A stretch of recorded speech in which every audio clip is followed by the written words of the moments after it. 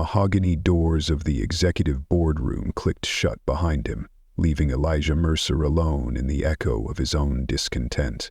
Silence filled the room, broken only by the low hum of city traffic outside the window. At 38, Elijah had done what few men like him ever did. He had carved out an empire from silicon and vision, turning Technova Solutions from a cramped garage dream into a Fortune 500 giant. But with every milestone, every headline, every applause came a familiar sting. It was never loud, never obvious, just quiet slashes, subtle and sharp, that reminded him he didn't quite belong in the rooms he'd fought so hard to enter. He'd brushed it off for years, but tonight was different. The sting had deepened into something more persistent, a low-burning suspicion that refused to be reasoned away. It was in the way the concierge's smile faltered when she saw his face, the way his suite somehow became unavailable, even though his reservation had been confirmed for weeks.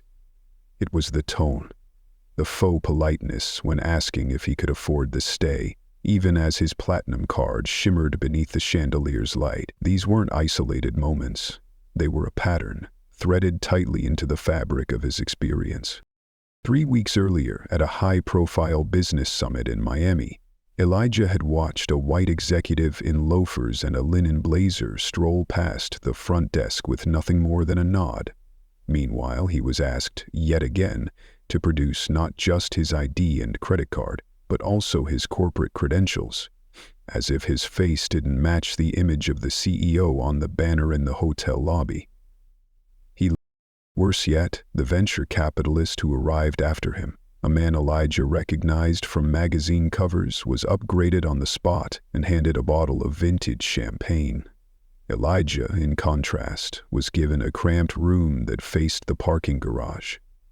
Probably just a fluke, Rachel, his ever-loyal assistant, had suggested gently, but Elijah couldn't ignore it anymore.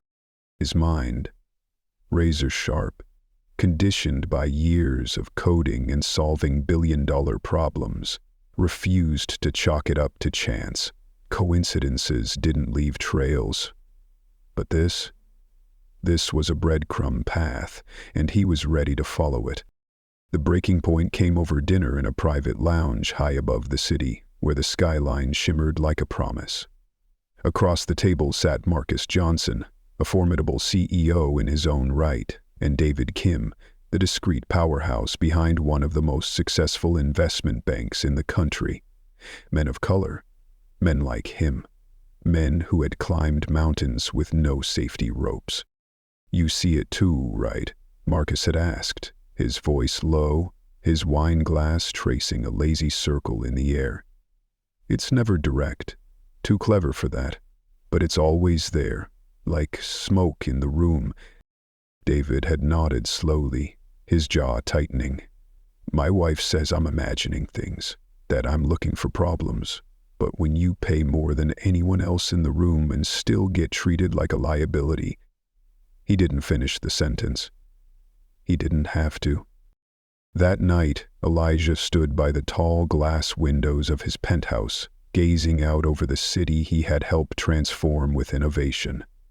But what good was influence, he wondered, if it still couldn't buy him equal treatment? The questions gnawed at him, sharp, unrelenting. He had the money, the name, the accolades. So why was he still fighting for dignity in places designed for people like him? And then the idea came, not like a spark, but like a current, steady and electric. If discrimination was real, and in his bones he knew it was, then he would prove it, not with protests, not with angry tweets or op-eds, but with data, cold, clean, unarguable data. He began assembling a team with the precision of a man launching a product, not a mission. Sarah Chin, ex-FBI analyst with a knack for uncovering bias buried beneath metrics, came on board first. She would handle the technical framework, track the variables, clean the noise from the truth. Then came Tom Bradley, a white former colleague, charming and effortlessly likable, who had left corporate life for consulting. Tom would be the control subject, His experience would provide the baseline. Rachel, who had quietly managed Elijah's world for years, would coordinate logistics. She knew how to keep things discreet, even when everything was at stake. The plan was simple, elegant, 10 five-star hotels, 2 identities. Elijah would make one reservation as himself, complete with his polished LinkedIn, his Forbes features, his real-world gravitas. For the second, he would become Jerome Ellis, a fictional, modest professional with a sparse online presence, no photos, no accolades, a name statistically shown to carry unconscious biases. Tom would book matching rooms under his own name, same dates, same price, same expectations. They would stagger their arrivals, interact with the staff following strict protocols, document everything, every glance, every delay, every upgrade or lack thereof.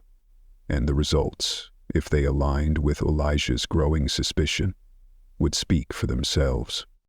"This feels like we're going to war," Tom had said when Elijah first laid out the plan. But Elijah had simply nodded, eyes dark with resolve. "No," he murmured. "We're just finally drawing the map." "We are," Elijah said, voice low and steady as Sarah wrapped up the final checklist of hidden cameras and recording devices during their last prep meeting. "But it's not a war we're starting. It's one we've been drafted into since birth. We're just finally bringing the right weapons." The room went quiet, a heavy, shared silence that didn't need words to explain. While the tech had been relatively easy, covert mics, micro cameras embedded in jacket seams, encrypted cloud backups, the psychological prep was another story entirely. Elijah wasn't afraid of being wrong. He was afraid of being right.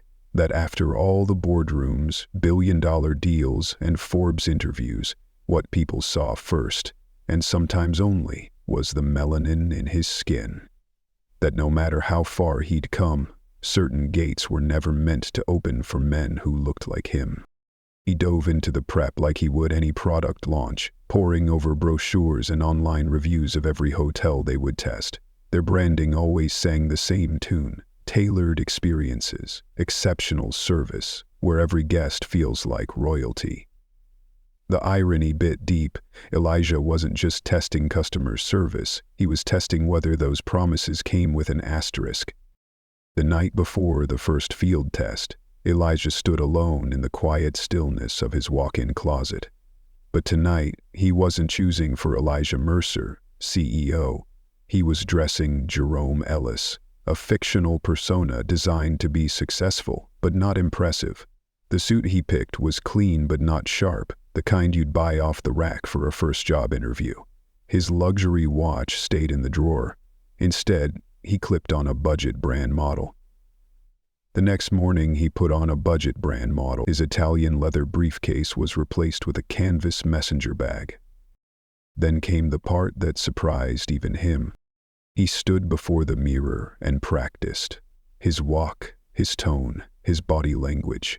He softened his voice, avoided direct eye contact, adjusted his posture to something a little less commanding.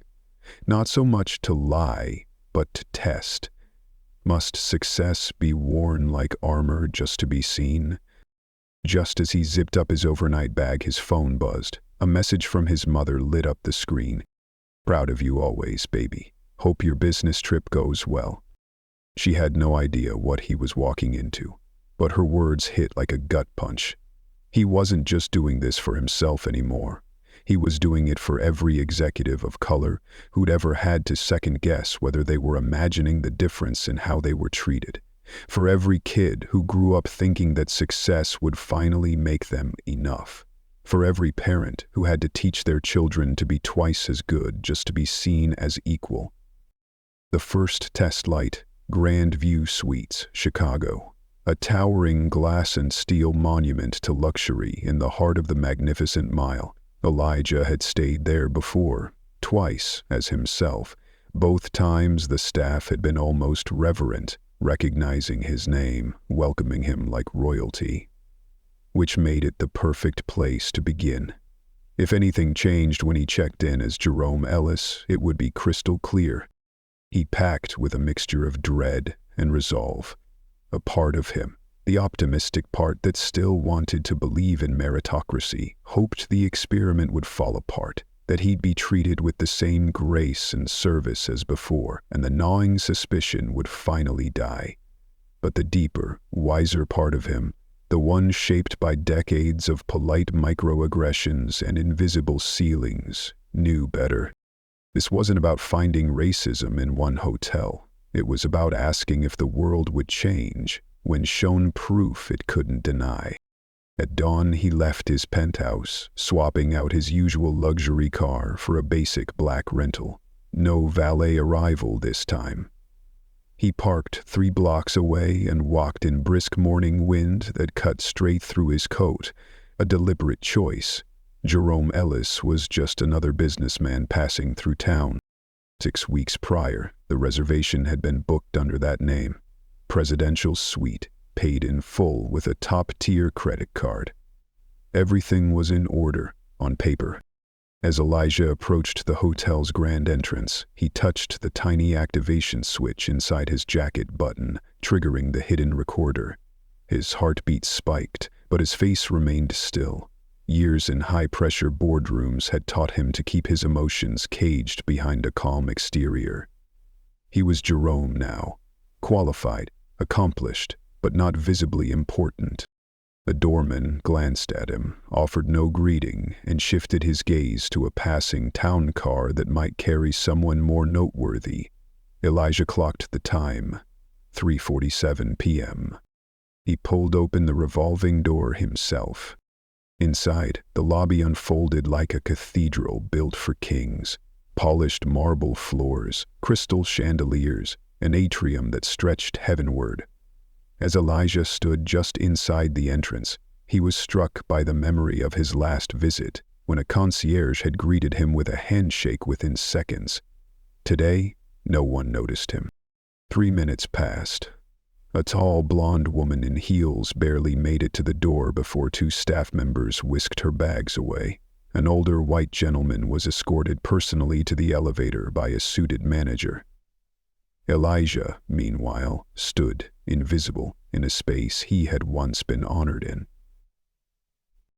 Finally, he approached the front desk. The young woman behind it didn't look up until he cleared his throat twice. "Good afternoon," he said, keeping his tone measured. "I have a reservation under Ellis." Her nameplate read Amanda. She looked up, forced a smile that lacked warmth, and began typing with excruciating slowness. "Ellis?" she repeated, drawing the name out like she was tasting something unfamiliar. Her brow furrowed. "I'm sorry, I'm not seeing that reservation in our system." Elijah didn't flinch. He just leaned in slightly, the recording still running. "Please check again," he said evenly. "It was confirmed 6 weeks ago. Presidential suite." As Amanda hesitated, Elijah realized he wasn't looking for validation anymore. He was collecting receipts. And the camera was already rolling. Elijah's heart pounded in his chest, but his voice never wavered. Years of navigating volatile negotiations had taught him to stay composed, even when the stakes were invisible to everyone but him. "I booked it 6 weeks ago," he said calmly, holding up his phone. "Confirmation number 4471 GVPS. The screen glowed with the indisputable facts. The presidential suite, reserved and paid in full. Amanda squinted at the screen, lips tightening. "There appears to be some kind of system error," she murmured, her tone now tinged with nervous hesitation. "Unavailable?" Elijah asked pointedly. "Or occupied?" Her eyes flicked up, startled. I'm not sure. Let me check with my supervisor." Her eyes flicked up, startled. I'm not sure. Let me check with my supervisor." Her eyes flicked up, staring me down. She vanished into the back, leaving Elijah standing at the desk like a ghost in a room that seemed to see everyone but him. 10 minutes ticked by. Long enough for a businessman in a wrinkled blazer to be checked in, handed keys, and offered a bottle of water. A young couple received congratulations on their anniversary and were gifted an upgrade. Elijah stood alone. What he didn't know would later make his stomach turn was that just 30 minutes earlier, Tom Bradley had walked into the very same lobby, greeted by name, smiled at with genuine warmth, offered a complimentary cocktail before even stating his purpose. Tom had been ushered to his luxury suite with all the trappings of elite hospitality, not a single question asked, not a single moment of doubt. Now Amanda returned, accompanied by a narrow-shouldered man in a navy suit. His badge read, Assistant Manager. "Mr. Ellis," he said with the kind of professional chill that masquerades as politeness, "we're having technical difficulties with your reservation. The presidential suite is currently undergoing maintenance." Elijah tilted his head. "What kind of maintenance?" "Plumbing," the assistant manager answered without hesitation. "Very disruptive. We'd be happy to offer you a standard room instead. Same rate, of course." The lie dangled in the air between them, uncomfortable, obvious, insulting. Elijah knew it before he'd even arrived. He had checked the availability that morning. That suite was still listed online, fully open to book. Just not for someone like Jerome Ellis. "I see," Elijah said, voice measured. "May I speak with someone else about this? I've had this reservation confirmed for over a month." "I'm handling all suite reservations today," the manager replied with a tight smile. "But I can offer you a very comfortable room on the 15th floor. 15th, not 25th. The familiar ache of being dismissed burned behind Elijah's ribs, but he swallowed it whole, smoothed it over with the dignity of a man too used to being underestimated. "And how long will the presidential suite be unavailable?"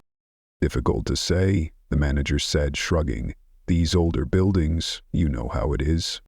The Grand View had been built in 2019. Just then, a security guard appeared. Broad, quiet, firm. He stood a few feet away, close enough to make a statement without making a sound. "Is there a problem here?" he asked, addressing the staff. But his eyes never left Elijah. "No problem," the assistant manager replied smoothly. "Just sorting out a small reservation mix-up." But the subtext was loud. This man is being watched. For a moment, Elijah felt the weight of it all. The lies, the silent verdicts, the surveillance disguised as protocol. It pressed into his chest like gravity. But then he remembered the camera tucked into his jacket, the tiny mic that had captured every word. He wasn't just Jerome Ellis. He was evidence. "The 15th floor will be fine," Elijah said quietly. No apologies, no warm towel, just a basic plastic keycard slipped across the counter. As he turned to leave, his eyes caught Tom's across the lobby. His control subject, deep in conversation with a concierge, laughing, easily, treated like a guest whose comfort mattered. The experiment was flawless. And that was the problem. Room 1547 was unremarkable. Clean, cold, not what he'd paid for. Elijah sat on the edge of the bed, heart still steady, fingers moving fast as he backed up the footage. It was damning, but not enough. He needed more. He needed undeniable proof. An hour later, armed with a leather portfolio filled with reservation records, payment confirmations, and screenshots showing the suite still listed as available, he returned to the lobby. This time, a different clerk was at the desk. An older woman, silver-haired, with kind eyes and a warm smile. "Good evening, sir. How may I assist you?" "I'd like to speak with the general manager," Elijah said, placing the portfolio on the counter. "There appears to be a significant discrepancy between what I booked and what I received." The woman, Dorothy, opened the folder and reviewed its contents. Her brows knit as she scanned the documents. "Oh my," she said softly. This clearly shows a confirmed reservation for the presidential suite, and it's paid in full. She typed rapidly. Her frown deepened. But according to our system, you're booked in a standard room? That's correct, Elijah confirmed. I was told there were plumbing issues on that floor, but I saw other guests escorted there less than an hour ago. Dorothy flushed. Let me get the general manager for you right away, Mr. Ellis. Before she could reach for the phone, the assistant manager reappeared, smile sharp as a blade. Mr. Ellis, how are you settling in? I trust the room is comfortable? I'd like to speak to the general manager, Elijah repeated, calm and firm. I'm afraid Mr. Harrison is unavailable this evening. I'm fully authorized to assist you. Elijah opened his portfolio and laid the documents across the counter like a trial attorney. I booked and paid for the presidential suite 6 weeks ago. I would like to know why I was placed in a standard room. The manager's eyes darted. As I mentioned, there were unexpected maintenance issues. And the presidential suite is on which floor? Elijah asked, still polite. The 25th. I saw several guests enter the 25th floor this evening. One was celebrating an anniversary. They didn't seem troubled by plumbing issues. A beat of silence stretched. Dorothy looked between them, unease coloring her face. Perhaps, the manager said cautiously, we could offer a partial refund for the inconvenience. I don't want a refund, Elijah said. I want the room I reserved, or an honest explanation for why I can't have it. The manager stiffened. Sir, I've explained the situation. We're doing our best to accommodate you by lying to me. The words dropped like lead. Dorothy stepped back. I resent that accusation, Mr. Ellis, the manager said, voice rising with false indignation. We operate with integrity. Elijah reached into his pocket. Then prove it. Call the suite. If it's under maintenance, no one should answer. The manager's face flickered, and then something uglier passed over his features. Mr. Ellis, I'm going to have to ask you to lower your voice. You're disturbing our other guests. Elijah hadn't raised his voice once, but now he understood. This wasn't about sound. This was about presence. He was a disturbance simply for existing outside the expected narrative. I'm speaking quietly, he said, and I'm asking for what I paid for. The manager leaned in. Mask off now. Sometimes expectations need to be adjusted to reality. The insult hit harder than any slur. Just then, Dorothy leaned over and handed Elijah a small piece of stationery. Written in delicate handwriting were 5 words. Presidential suite was never blocked. Available all night. I'm sorry. Elijah read it, folded it carefully, slid it into his pocket. He looked up at the manager. Thank you, he said quietly. Now I understand exactly what kind of establishment this is. And with that, Elijah turned. No drama, no threats, just a man walking away from a lie he had already captured, pixel by pixel, moment by moment. Tomorrow, the world would see it too. Elijah gathered his documents with deliberate precision, each motion a study in control. His spine straight, his hands steady, his silence louder than any outburst. Across the counter, the assistant manager shifted nervously, perhaps sensing, too late, that the balance of power had shifted. Mr. Ellis, if you'd like to continue this conversation. No, Elijah said, his voice calm and firm, cutting through the lingering tension like glass. I believe we've said everything that needs to be said. He turned to Dorothy. She was watching him with glassy eyes, her face caught between guilt and quiet resolve. Thank you, Elijah said softly. Your honesty, it means more than you know. And with that, he walked away, not defeated, but emboldened. Every eye in the lobby seemed to follow him now, conversations hushed, heads turned. A black man, impeccably dressed, calmly confronting a lie no one else dared speak aloud. Some faces were marked with curiosity, others discomfort, a few with disdain. But Elijah didn't flinch. He had everything he needed, the footage, the data, and now the note. Dorothy's small act of integrity had transformed suspicion into proof, and the truth was no longer abstract. It had been handwritten in blue ink on hotel stationery. The real battle wouldn't be fought here, beneath marble ceilings and hushed jazz. No, the war would be waged in the places that mattered. In boardrooms, on court dockets, in media cycles, and on screens across the world. The assistant manager, in his arrogance, had just handed Elijah the match that could set their entire facade on fire. As the elevator closed behind him, Elijah allowed himself a brief smile. Jerome Ellis would be gone by tomorrow morning, but the story he carried, that story would outlive them all. 3 months later, the view from Elijah's corner office on the 42nd floor stretched endlessly over the city, but his gaze was fixed on something far closer. The thick spread of evidence sprawled across his mahogany conference table. 10 folders, 10 cities, 10 luxury hotels, 10 different variations of the same quiet betrayal. The footage had been gathered, analyzed, and annotated.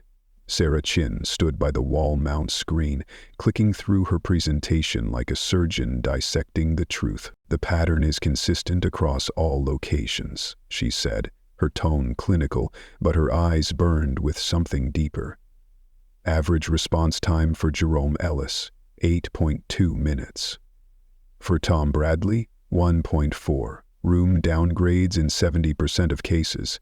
Service quality ratings, based on tangible factors like amenities, staff attitude, and resolution time, showed a 35% disparity.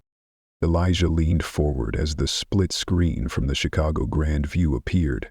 On one side, Tom's flawless check-in. Warm smiles, immediate attention, celebratory welcome drink. On the other, Elijah, as Jerome, met with skepticism, delays, and dismissive stares. It looked staged, but every frame was real. Rachel tapped a folder. "Dorothy's note remains our strongest piece of evidence. It's not just data anymore, it's intent. It proves the lie wasn't procedural, it was personal." Across the table sat Marcus Johnson and David Kim. Both had experienced this kind of subtle exclusion for years.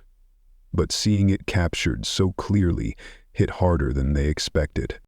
"It's one thing to feel it," Marcus said quietly. "It's another to see it laid bare. This isn't speculation. It's a damn blueprint." Elijah didn't respond. He had been wrestling with the next step for weeks. A media release, it might get buried. Lawsuits, too slow, too limited. He needed a spotlight, a pressure campaign. And then, from a place he hadn't expected, his old college roommate James Wright, now a documentary filmmaker. It came. "This isn't just a hotel story," James had said during their first meeting. "This is about perception, who gets treated as deserving. You didn't just uncover discrimination, you created proof that privilege has a face and a tone." They made a decision. The National Diversity in Tech Summit, 500 executives, founders, and leaders, the perfect storm of credibility, audience, and momentum. The presentation had to be tight, devastating, unignorable. For 2 sleepless weeks, Elijah, James, and Sarah sculpted a 12-minute narrative. It opened with Elijah's credentials: self-made billionaire, Fortune 500 disruptor, tech visionary. Then it pulled back the curtain. 2 identities. 1 man, 10 luxury hotels. The footage from Chicago was the anchor, but the data, the cold math behind the mistreatment, that was the dagger. Dorothy's note appeared on screen, enlarged, scrawled in pen. The truth couldn't hide behind policy anymore. James had one final strategy: anonymity. "We don't open with your name," he said. The story has to matter before the man behind it does. We drop the identity later, when the conversation has already caught fire. The night before the summit, Elijah couldn't sleep. He stood by his window, the city below glittering with indifference. He thought about Jerome Ellis, about standing in those lobbies, unseen, unwelcome, unacceptable. And yet those moments had meaning now. Each insult had become ammunition, each lie a layer of proof. His phone lit up with a message from his mother. "Out of whatever you're building, baby. You've got that fire in your eyes again." She still didn't know the details, but she had always sensed his truth before he ever spoke it. This was bigger than him, bigger than technocrats and CEOs. This was about every person who had been made to shrink themselves in rooms they paid to enter, who had been told, silently or not, "You don't belong." The team was ready, lawyers on standby, media briefed, upload servers warmed. In 12 hours, Jerome Ellis would vanish, and the system that made him necessary would face its reckoning. The silence in the convention center was electric. 500 titans of industry stared at the final frame of the video, Tom Bradley receiving champagne, Elijah waiting with a fake smile. No one moved. Then a single clap. Then 3. Then thunder. Applause rolled across the room, shattering the hush. But Elijah, standing in the back, saw what the cameras didn't. The pallor on the faces of several hotel executives, pale, tight-lipped, caught. An hour later, the video exploded across the internet. Hotel Exploded trended in over a dozen countries. 2 million views by nightfall. Celebrities, business leaders, and even former hotel employees began sharing their own stories. But the biggest reaction? Corporate. At Grandview Hotels International in Manhattan, Richard Piton, the CEO, was reviewing quarterly projections when his head of communications burst into the room. No knock, no preamble. "Sir, we have a situation," she said, voice clipped with urgency. "There's a video," she continued. "It's gone viral, and we're at the center of it." Patton sat frozen as the footage played out on the wall-sized screen in his office. There was no mistaking it. The Grandview Chicago lobby, his staff, his brand.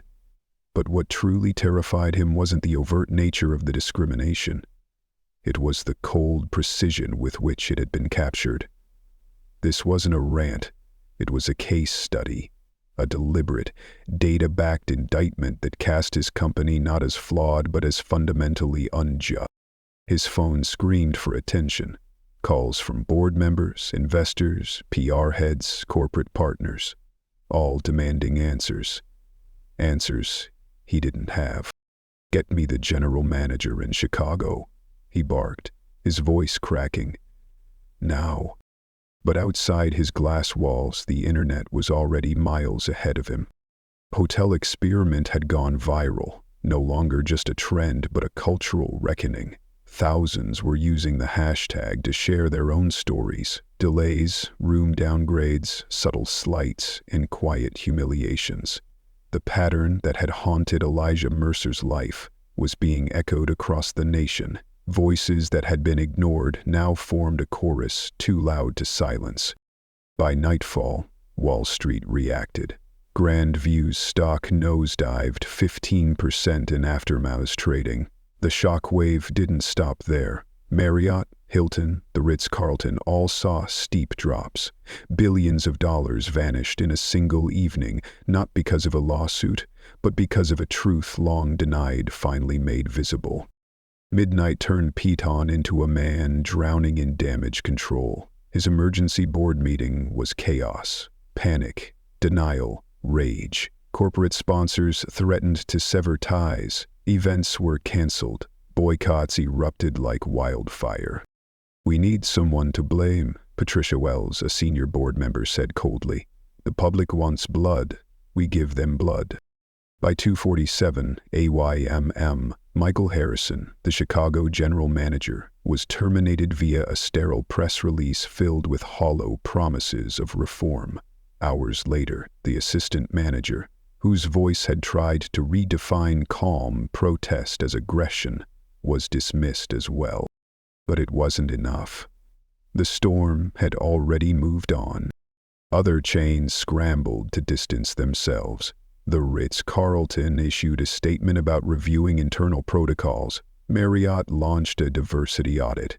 The Four Seasons promised training they should have implemented 20 years ago. Critics pounced. Too little, too late became the rallying cry of a public that no longer accepted reactive compassion. The hotel industry wasn't simply exposed, it was convicted. And what made it all worse? No one knew who had pulled the trigger. The documentary had protected Elijah's identity masterfully. No face, no name, just a prominent executive. The anonymity turned him into an avatar. He could be anyone, which meant the discrimination could be happening to everyone. Omen shrugged, swallowed hard, interrupting the description. He looked away and shook his head. Private investigators were hired, corporate legal teams plotted lawsuits, communications firms staged emergency summits. They all hit brick walls. Then came the copycats. Inspired by the original experiment, other executives launched their own investigations. Restaurants, retail stores, banks, law firms. Controlled testing became a movement, and every new video further dismantled the illusion of merit-based service. Within 72 hours, it wasn't about hotels anymore. It was about the rot inside American business. Congress called for hearings. Civil rights groups were emboldened by the proof they had always lacked. The Department of Justice announced it was opening a formal review into patterns of racial bias across multiple industries. And stood alone in his office 3 days later, staring out at the skyline as the empire he had helped build collapsed from the inside out. 2 executives gone, market value gutted, reputation ruined, and yet the worst part, the part he couldn't shake, was the feeling that this was only the beginning. Somewhere out there, the man responsible was watching and winning. 2 weeks after the bombshell had detonated across the corporate world, Elijah Mercer sat across from investigative journalist Amanda Chin. They were high above the city, in the sunlit boardroom of Technova Solutions. The truth was ready. "So you're Jerome Ellis," Amanda said, more awe than question in her voice. "The ghost who brought an entire industry to its knees." Elijah nodded, measured and calm. Jerome Ellis was never real. He was a mirror, a reflection of what it's like to be seen as less, regardless of how much you've achieved. His words landed like thunder across the nation as the live interview played out before 12 million viewers. Finally, the mask had come off. The man behind the revolution had a name, a face, and a mission. "I didn't do this for apologies," Elijah continued. "Apologies are easy. They're performative. I did this for accountability, and accountability requires pain. Consequences. Consequences that make systems move." In the days following the reveal, those consequences multiplied. Grandview stock hit a record low. 3 more chains came under federal investigation. Class action suits surged as customers, armed now with evidence, stepped out of the shadows. But Elijah's most disruptive move came next.